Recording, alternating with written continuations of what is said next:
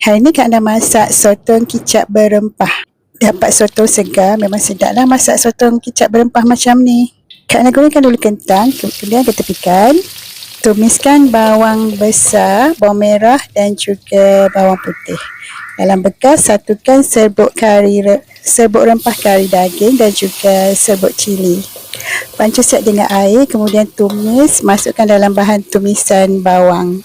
Untuk sos, Kak nak gunakan sos tiram dan sos cili. Kemudian masukkan ke dalam rempah yang kita tumis dan pecah minyak tadi, gaul rata. Dan Kak nak masukkan kicap pekat manis. Masak sampai pecah minyak, barulah Kak nak masukkan sotong yang telah dibersihkan. Sotong segar macam ni masak sekejap je, kalau lama-lama nanti dia liat.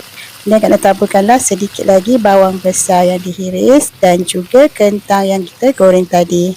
Adjust rasa, Kak tengok macam tak hitam sangat, Kak nak tambah lagi kicap pekat manis dan masukkan garam secukup rasa. Dah siap sotong kicap berempah versi Kak Na yang simple dan sedap, insya-Allah.